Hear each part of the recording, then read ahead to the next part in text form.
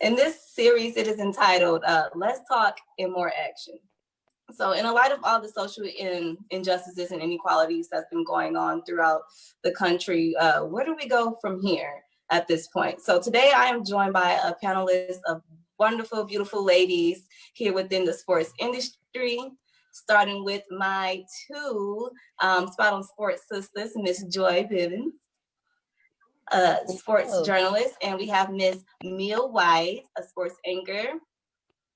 And next we have Miss Jocelyn Lassiter. She is a news anchor with NTTV. And last but not least, well, we have two left, Miss Chanel Starlink and Miss Courtney Smith, and they're both our content creators with ESPN. So hello, ladies, welcome, and thank you guys for joining us today. So how are y'all feeling? Hello. Great. Everybody feeling good? Yeah. All right, but on a more serious note, social inequality and systematic racism is something that the people of color have been dealing with and pretty much fighting for as long as we can remember, and even before we can remember. And it's clear to say that this year was the year that we reached our peak with saying enough is enough. You know, starting with the slaying of Breonna Taylor and George Floyd that sparked protests throughout the entire world. It seemed as though we were taking a few steps forward in seeing a progress and seeing possible change. But every time we take those steps forward, we always get pushed back several. So with that being said, I would like to start our first topic off with your opinions and your thoughts on the grand jury's verdict with the Breonna Taylor's case. So Ms. Joy, you can go ahead and start going off. No problem. With that case, I honestly and truly believe that they, instead of making it about her, they made it about a hole in a wall. It wasn't about her any longer. And it made me feel as a Black woman that my life isn't worth a charge for someone to be arrested, for any type of justice to be done, because you gave more about a wall than you did for a Black woman's life.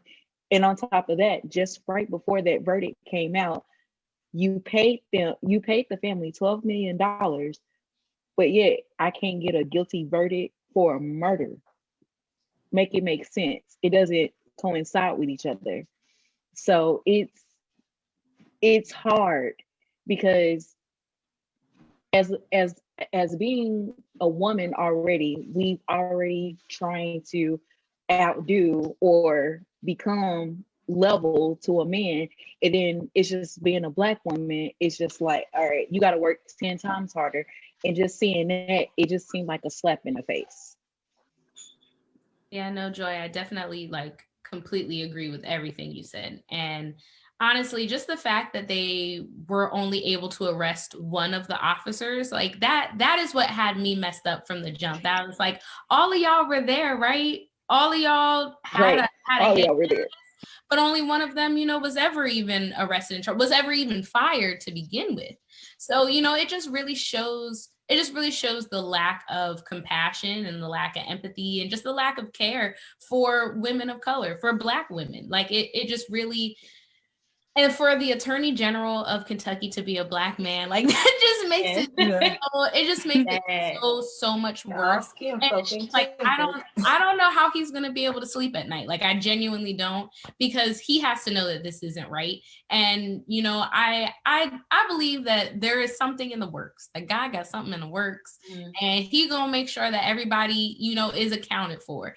And at this point, I just feel like that's all we can do. We can continue to make as much noise. We continue to protest. We continue to do everything. But at the end of the day, some of these things in this country are just going to be what they are. And as frustrating as it is, I've definitely found that we, especially as Black women, we need to be taking our mental health very seriously during this time, because this stuff can definitely affect you.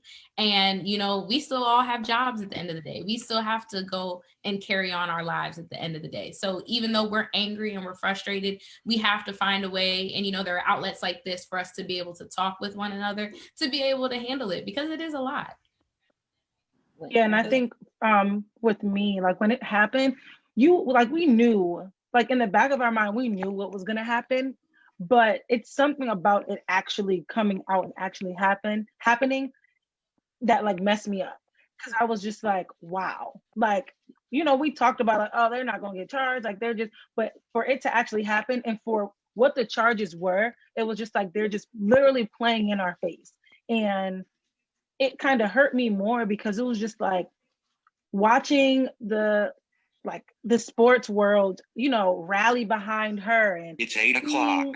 Like seeing the biggest people in sports and in the world like rally behind her. And it's just like, it doesn't matter. Like I was like speechless. And then we have to get up and like Courtney said, we have to go to work and we have to look at, you know, we have to work with, you know, people that don't look like us and, you know, be angry, but still smile on Zoom, you know, smile at work and act like nothing happened. And, you know, that's what kind of messed me up the most. I think for me, to kind of piggyback off of what Sequoia said, it's, you think society has made a step forward in different aspects of life, and then we have this situation happening every other month or every month, and that just shows you we haven't made progress at all in any area of life. I say, speaking back off of what Courtney said about the Attorney General, I think it's very bold for him to go on camera and try to bring out these fake tears that we as Black women, as Black people, are supposed to believe, because he definitely got criticized for it. And like Sequoia said, all Black folks, all your skin folks ain't your kin, all your kin folks ain't skin folks. So it's just, it goes back to like, how can you as a Black man sit here and try to basically ridicule this young woman's life and go on camera and like, as a Black man, I feel your pain. That's crazy, because as a Black man, you're also supposed to be seeking justice for her, but you're not. You didn't even decide to bring murder charges to the guys. And that's the part that makes me so angry. Like, I'm shaking at this point, but that's the part that makes me so angry, because it's like, how can you have this big platform? You are the first Attorney General of Kentucky, but yet you still act like the Uncle Tom for the white people. I don't understand it. I would never understand it. And I just think people around him, you could tell he's, for goodness sake, he's marrying the granddaughter of Mitch. So it's like, how can we trust somebody? Well, how can the people of Kentucky trust you? And there's an article out about people are saying, like, people in Kentucky are saying, we voted for you. Like, we were trying to make history for this state. Yeah, this is the way you repay us, like by not seeking justice for somebody that looks like you. So I think it just it makes the whole, we need to vote go a bit harder and further, than especially with the people that are dealing with this type of things and these tragic situations of Black women and Black males being killed in their state, and their attorney generals, their people in power, are not doing anything about it. So I think that's just one of the things I just found that I was like, look, I contacted him myself, but I don't have his information. But you know, I just thought that was just crazy, and that was disgusting. Absolutely. Absolutely. And with the Attorney General situation, and like you said, he was the first Black guy. He's that token guy. He's the guy that they say, you could talk to the Black people, but you're going to listen and do what we say, do. Right. You know, and when you're that only Black person in that type of position, and I'm not giving him any type of excuses because he don't deserve any. No. But what I'm saying is, when you're that token Black person in those type of positions, you're going to do whatever they tell you. And because it took you probably forever, your whole entire career, to get to that point. But what you say does not matter. And it's really sad to see, because like they said, the Black woman is the most disrespected woman on the planet, the most disrespected human on the planet. If you really want to get there, and people want to yell and scream, you know, protect Black women. But clearly with this verdict, it kind of pretty much just showed us the way the world view Black women, you know. And when they say protect Black women, I just want to know, to you guys, like to you all ladies, what does that look like to you? What does protecting Black women look like? For me, it's being able to advocate, especially in situations where they need maybe physical protection, but it's being able to advocate and also being able to educate them. You know, you have, and that starts when we are little Black girls, being able to educate us on different things, because little girls turn into adult women. And so you have to be able to advocate for them and educate them as well.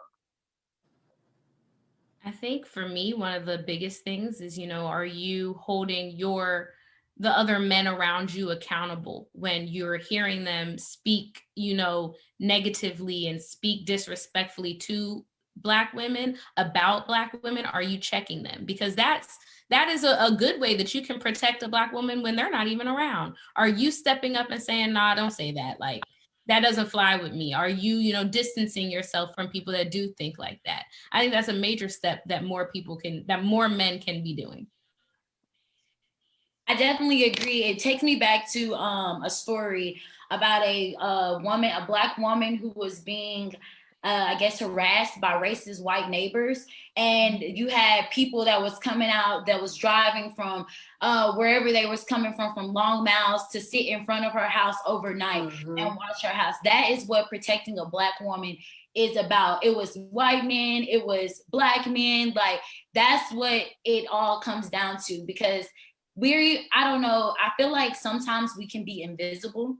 I feel like sometimes we can be, how can I put this? A gateway to, it's a word that I'm looking for. It's gonna come to me. Give me time. Like, it's gonna come to me later. But I just feel like that was one situation. It really opened my eyes to a lot of things, as far as, because I'm not gonna lie, I've never been in a situation like that before, where I've had racists come to me or harass me or attack me or feel like I'm beneath them. So for that, it really opened my eyes to saying, dang, this is what it's like to have protection as a Black woman. This is what it's like, especially with social media around. Like, let's think about it. Nobody would have never known had it not been for social media. Like, when you put it out there, you see your allies come out. You see those that you thought were allies that are not really allies. They're just doing it for the public. They're doing it for showboating. So it's just, I think protecting, it's not necessarily like, I guess you could say, what, as far as physical appearance, I think it's more of, what would you do if you were in my shoes? Or what, like, I ask my white allies all the time, I'm like, are you doing this because we're friends?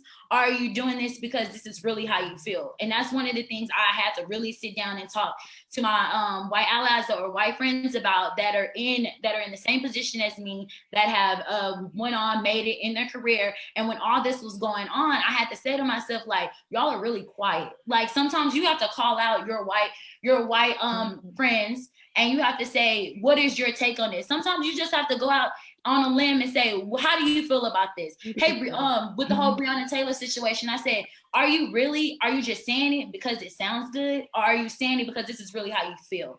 Like, and that's how you start really noticing it and really truly depicting how a person is in their character. So I guess it just comes down to some allies, I will say, that claim to be allies don't really be allies.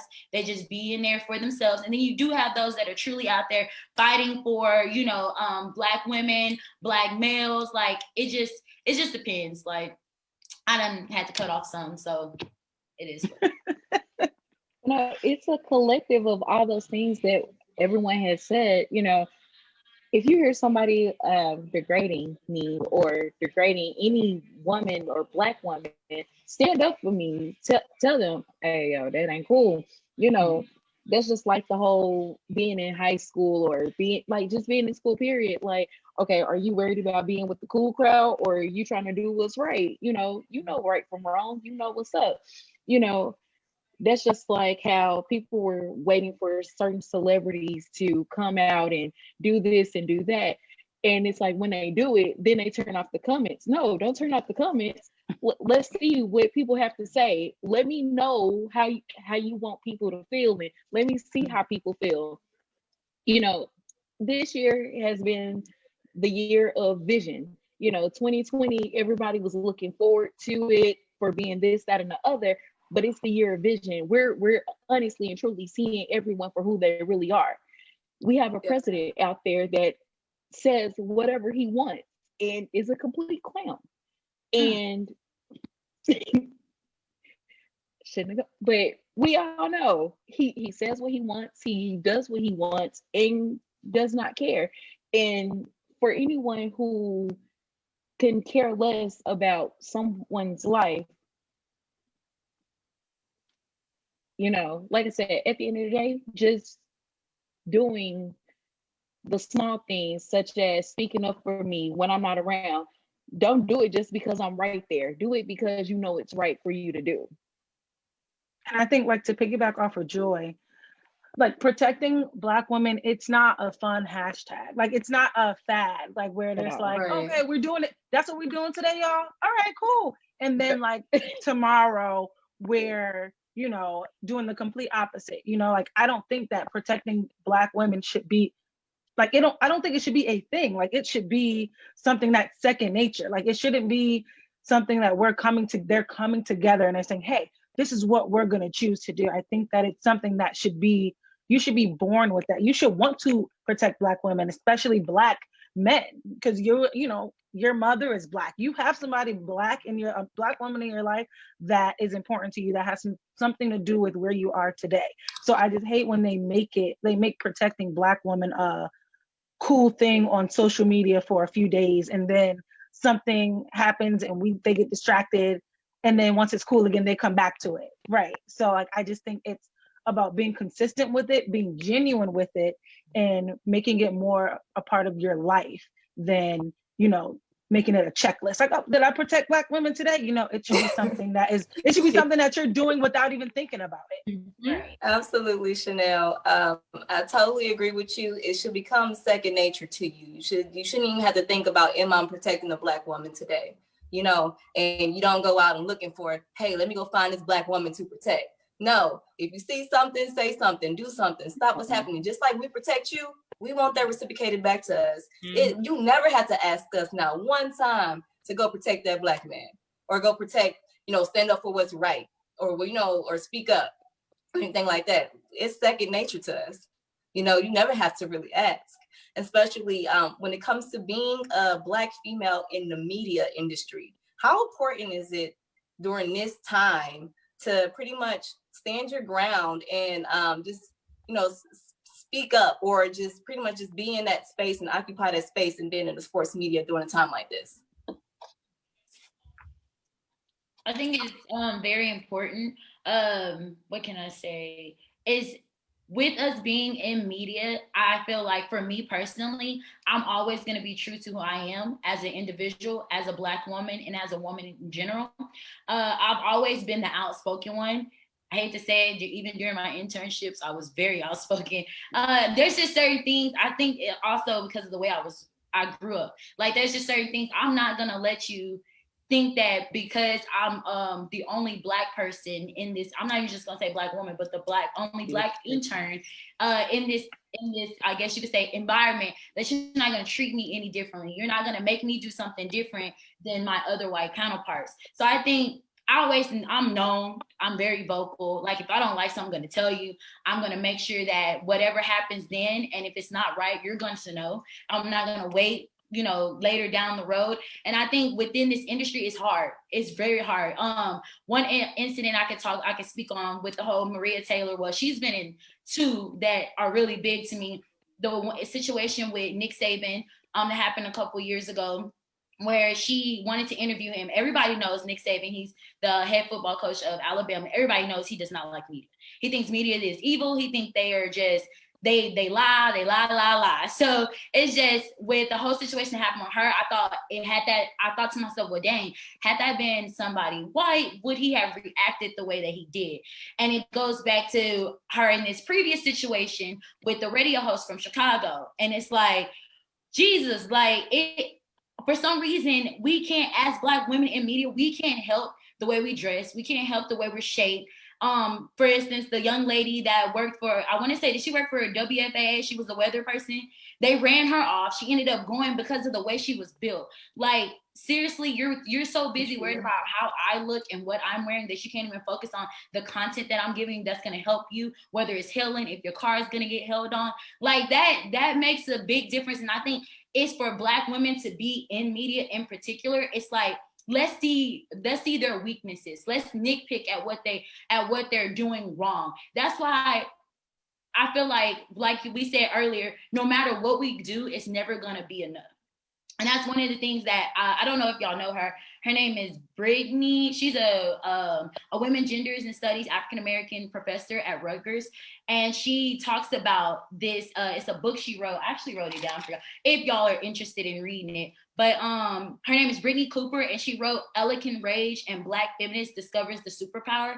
It basically talks about the Black woman, whether it's in media, whether whatever occupation, career path that they're on, and it's basically telling us about our racial inequality within the white supremacy of the system that we basically uphold or that we're in, and we can't help it because at the end of the day, this society is ran by white men, white male. We have to understand that as Black women, we might be at a lower percentage, but at the end of the day, we're definitely higher knowledgeable than them. So I think that's something when we go in, whether it's media, whether it's becoming a doctor, the medical field, we need to understand that we Black women are the most intellectual group of human beings that there is.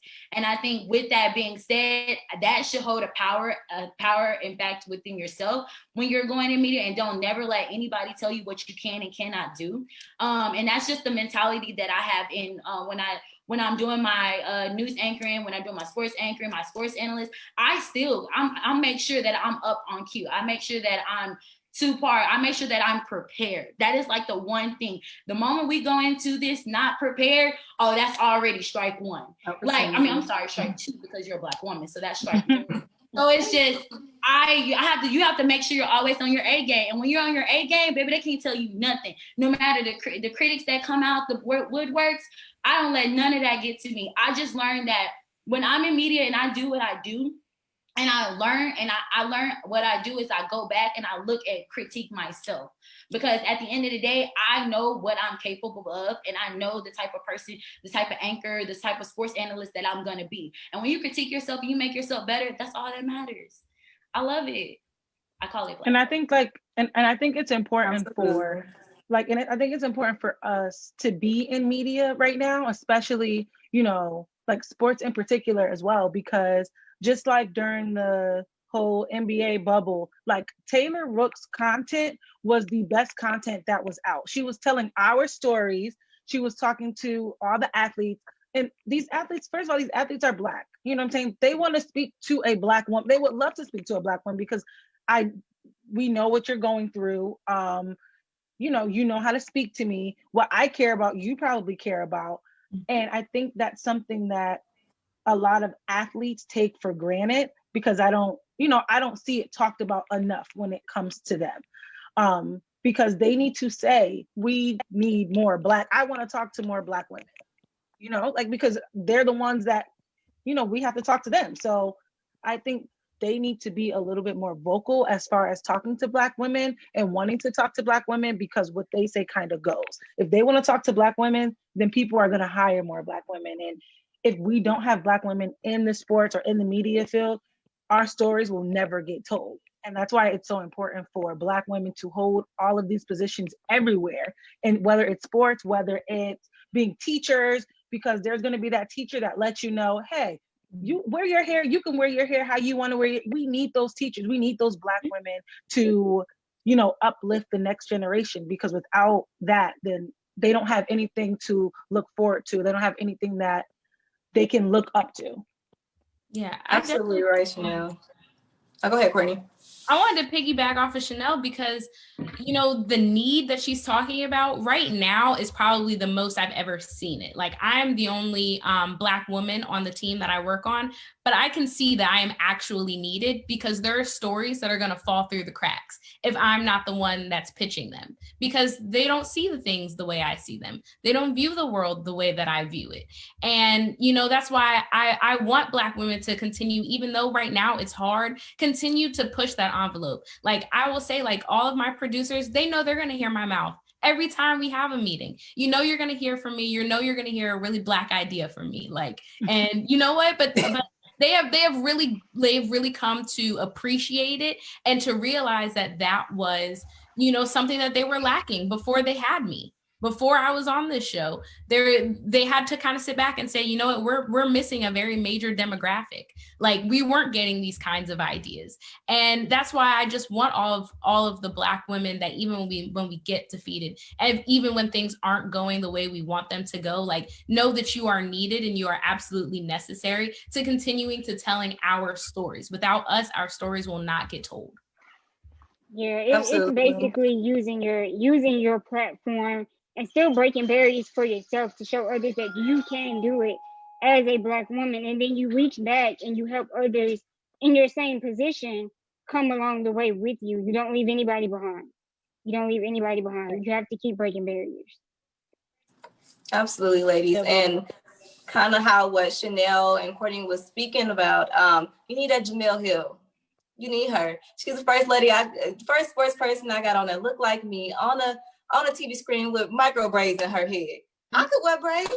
You know, at this point, I could wear braids. She did it. She speak her truth, and she stand by her truth. It may have cost her, you know, her position that she had at one point, but now look at her now. She's in a better position. And now these same, the same sports, you know, the same, I guess, the same companies or whatever, now they're looking at her thinking like, hey, I should have listened. Mm-hmm. If we would have listened the first time, we would have been on top of this already. During this light of the whole social injustice and everything that's going on, everybody now want to take their stands. If we would have listened to her in the beginning, we would have been already ahead of the game, you know?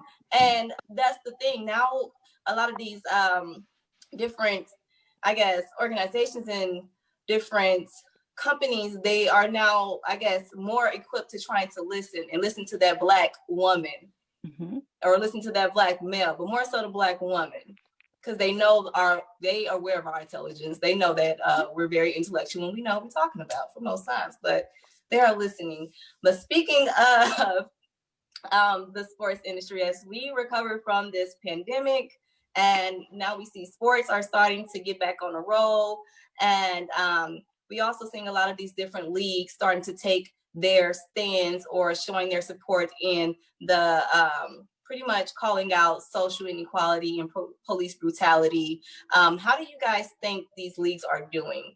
We could give you a few examples as far as, you know, the NBA and the bubble supporting full behind Black Lives Matter. NLB, they're giving out t-shirts that says Black Lives Matter, giving them some time to do things. Even in tennis, our young sister tennis star, she came out with the mask for every match.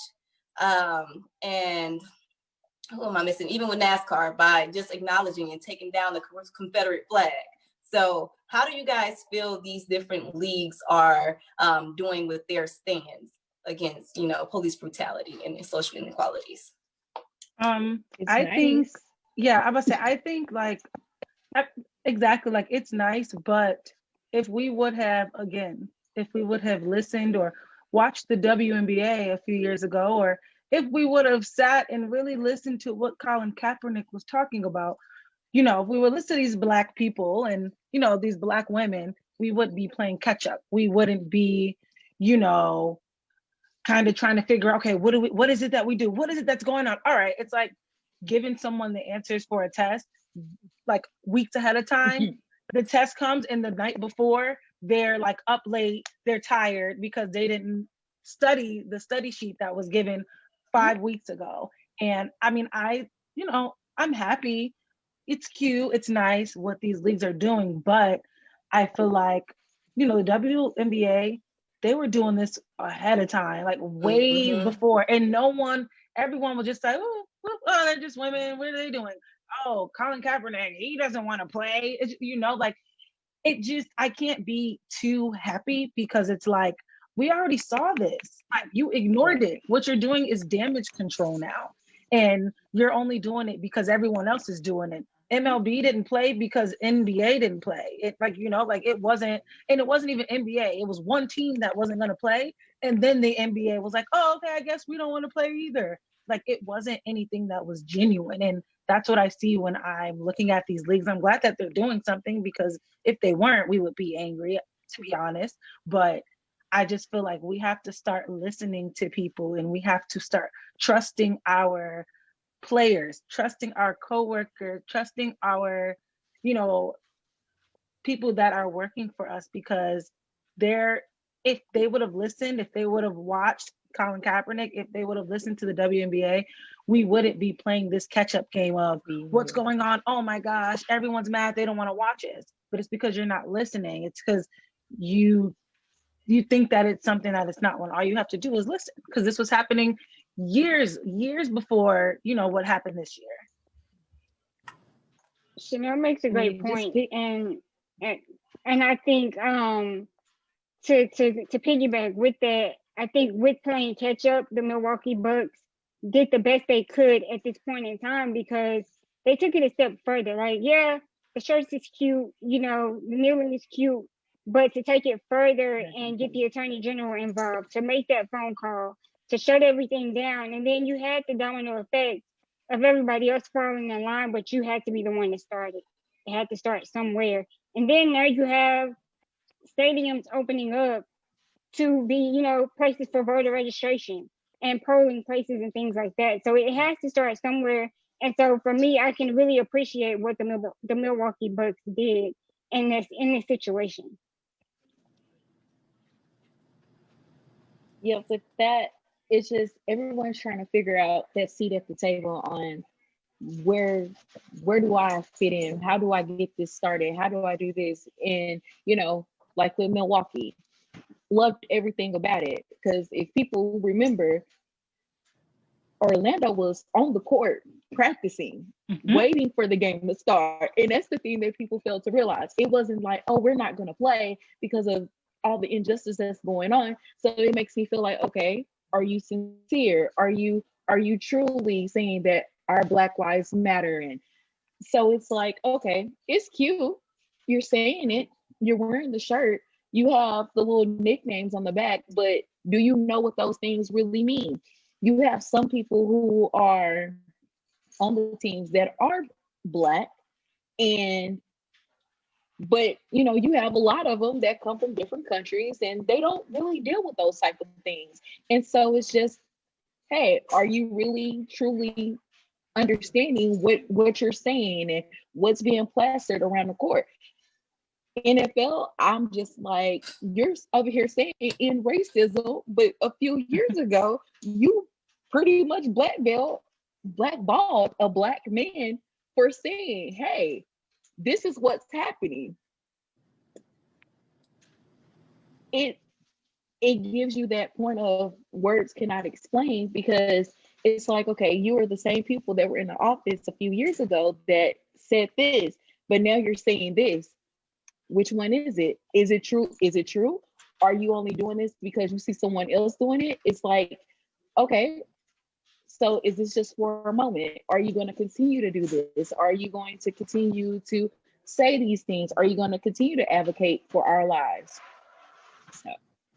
Yeah, no, I just like all of you have said, like, it's nice to see, but for me, I want to know, are the millionaires and billionaires that own the teams, that own a team full of Black people, are you going to do things that align with the views of the people that literally work for you? Like, are you actually listening, or are you still looking out for your best interest because you have $1 million company? And like, I get that at the end of the day, but I think that one of the best things about what the Bucks did, like Mia said, they were able to really coordinate with the people in Wisconsin to make some change happen before they were going to step back on the court again.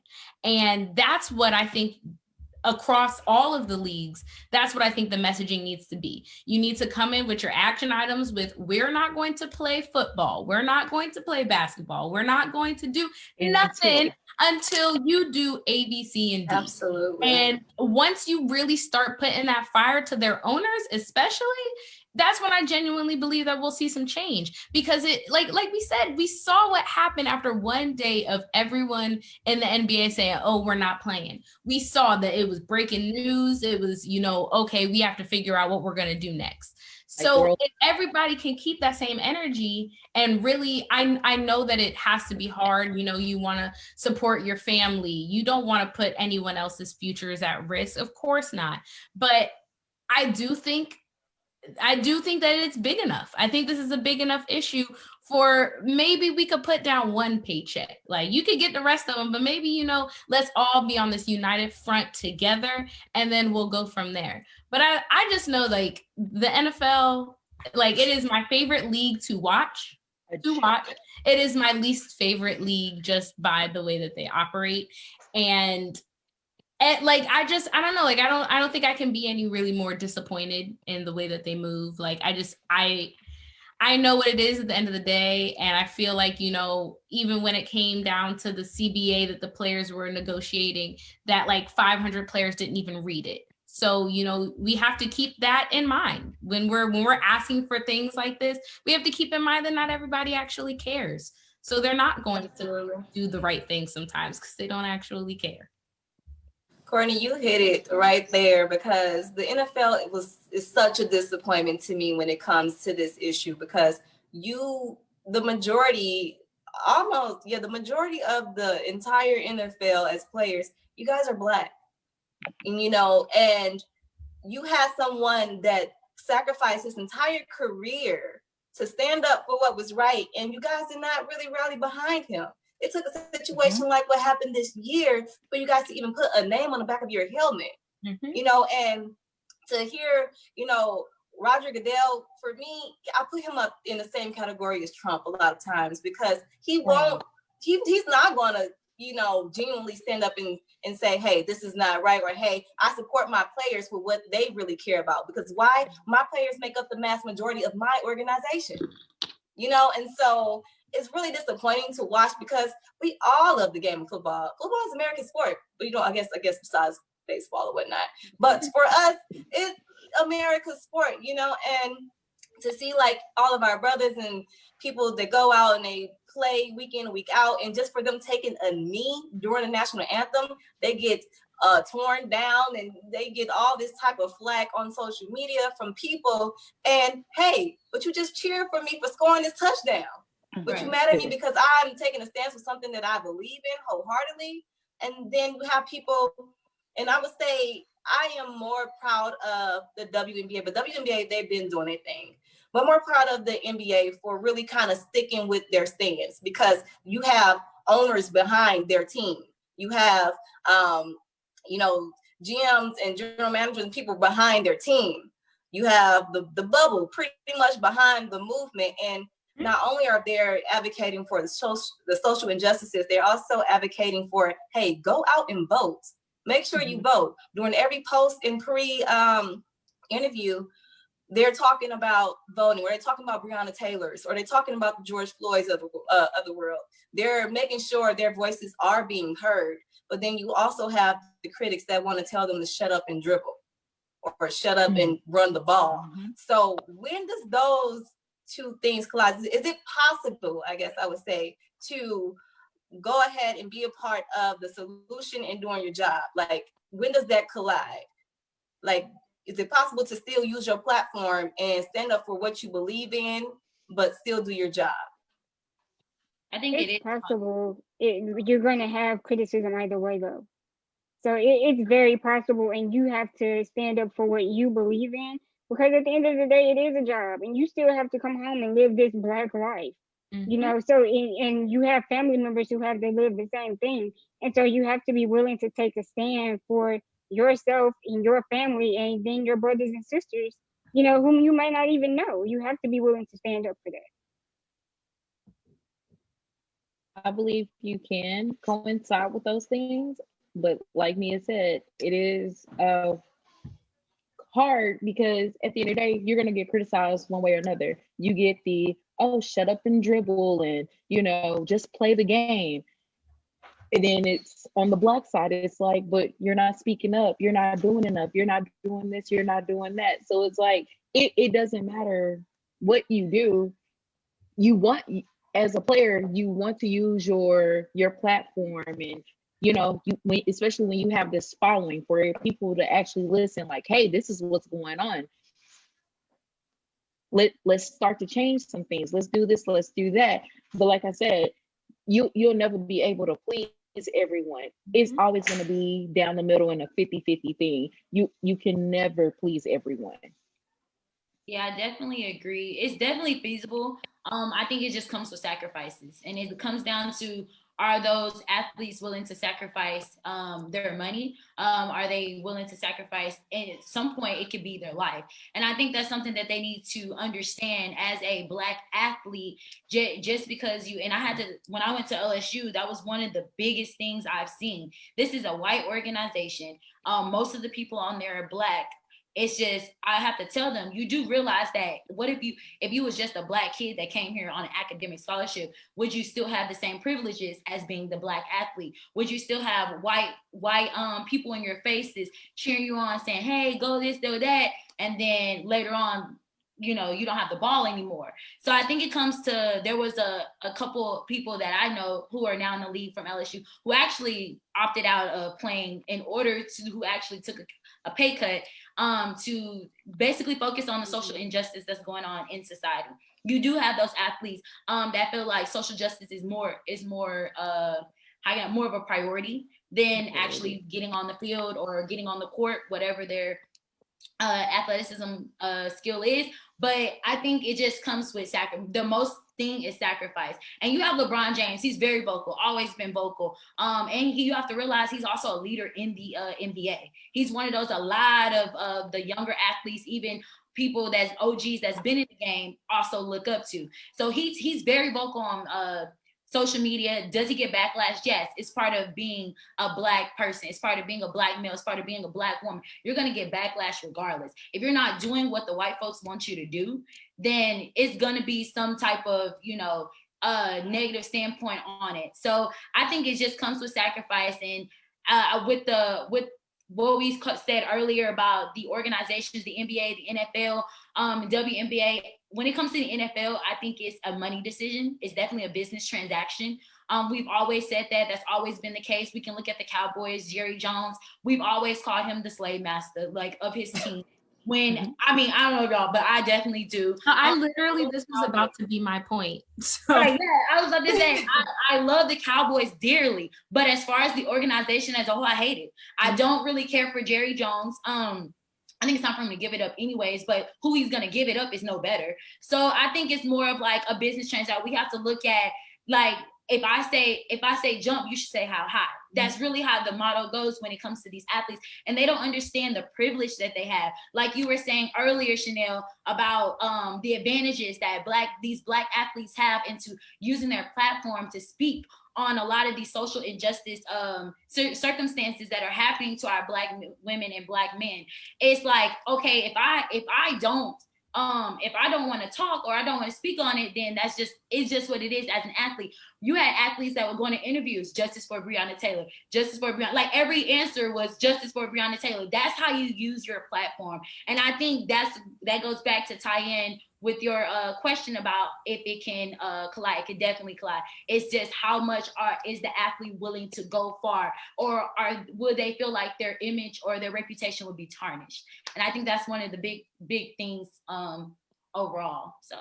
And I think, to piggyback off what you're saying, I think that the reason why sometimes athletes don't want to use their platform, or, they don't feel the need to, because, and this is people in general sometimes, because it does not directly affect them, but that's what makes it different to be a woman, specifically a Black woman, because we have that compassion. We have that compassion born in our body, where it doesn't really matter if it's affecting us or not. Like, we know right from wrong, and we're going to stand in our truth, which is why we see, again, everything that has happened during this pandemic, during this social injustices. It's been Black women on the front line doing what they needed to do, not just the WNBA. Because if you think about the WNBA, they all had Breonna Taylor on there, but there was no confusion. Like with the NBA, some people were kneeling, some people were standing, some people had "Love Us," some people had. It just looked like they weren't together. But the WNBA, they all had Breonna Taylor. They all kneeled. They were on one accord. When the Jacob Blake shooting happened, they were going to play because nothing changed with them. They were going to come out in their bullet when they had like the bullets on the back of their t-shirts because they run as a well-oiled machine. When you watch Naomi, like when you watch Naomi for her tennis match, she already knew what her role was. She was going to do, you know, she was going to wear her mask, and that's what she was going to do. With women or with Black women, there's no thought about it. Like, this is what we're going to do. And it's, you know, it's from right from wrong. Like, we're just going to do it this way. We don't care what people think. We don't care, you know, what other people are doing. We don't care if it's directly affecting us, but this is right and this is wrong.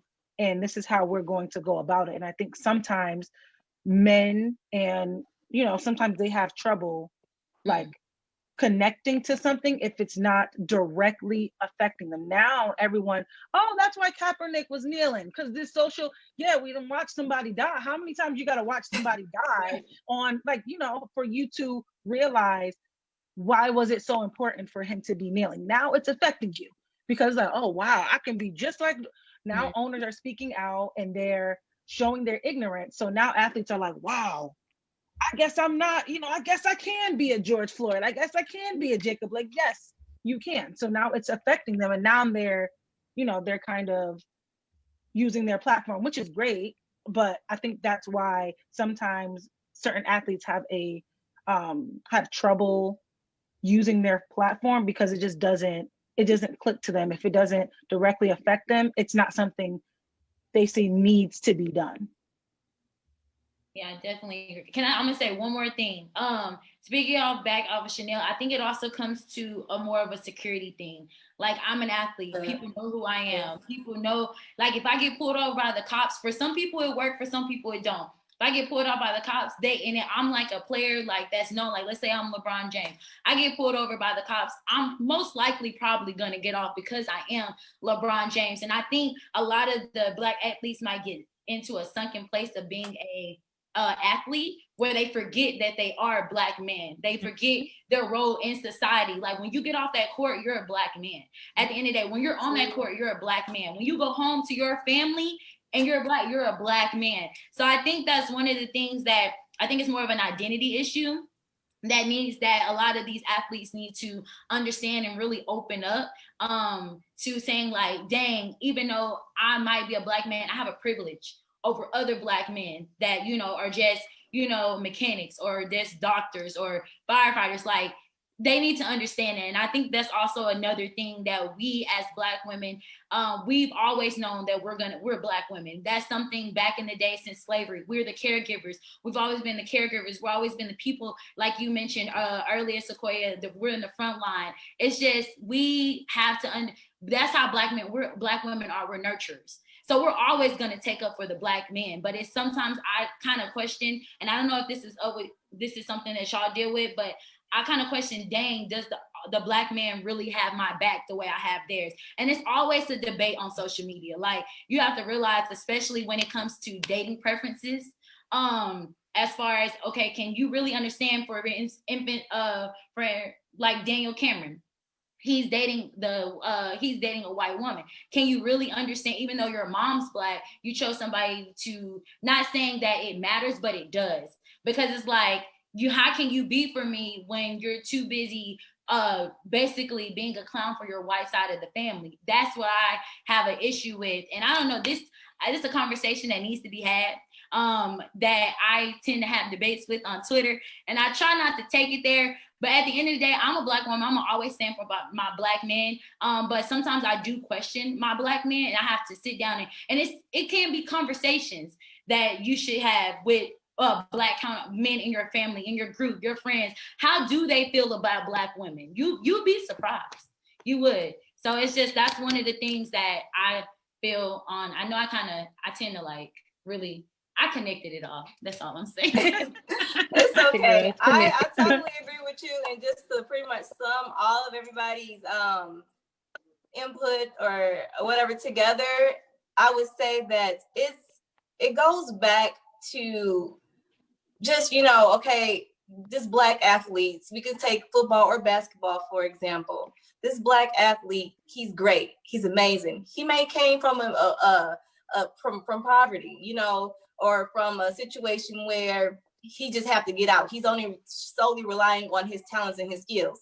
He get a scholarship to this big white university, this big D1 school or something like that, where yes, he about forgets that he couldn't be a George Floyd or he can be a Jacob Blake or something like that, because why they're praised at these big schools. They don't get treated like your average, you know, Black guy that's in nursing school or that's going for electrical engineering or something like that. They get praised at these bigger schools. So once they make it to that next level, it really doesn't affect them now, you know, because I have a lot of white friends, or I have a lot of people that support me that's this color. They give me money. The boosters, they, you know, everybody, they supports me. They support your craft. They support what you can do for them, you know, and it's not necessarily they see me as me.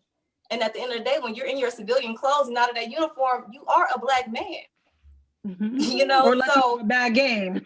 Yeah, absolutely. So I think a lot of that goes with that. And even with them choosing that other side, is when you get to a certain status, they feel as though that's what they have to do. And it's, you know, we can go on and on, but I was told we have to wrap this up, guys. Go on and on.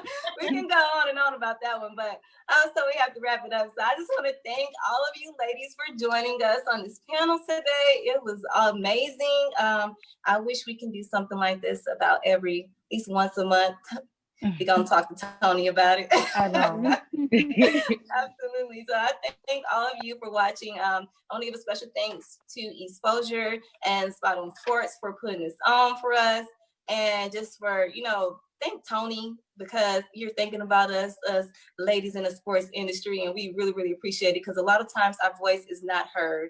And this was giving us that platform, the opportunity to let our voice be heard. And we really, really appreciate that as well. And we want to thank all of our viewers for watching today, all the people that supported us and reposted our flyer. We really appreciate y'all. We love y'all. And if you want to watch this video, if you did not catch the beginning of the video, this video will be posted on our social media, our YouTube page, and our Facebook page and Instagram, as well as Spot On Sports. And once again, I am Sequoia, and thank you guys for watching, and good night. Thank you. Thank you. Bye.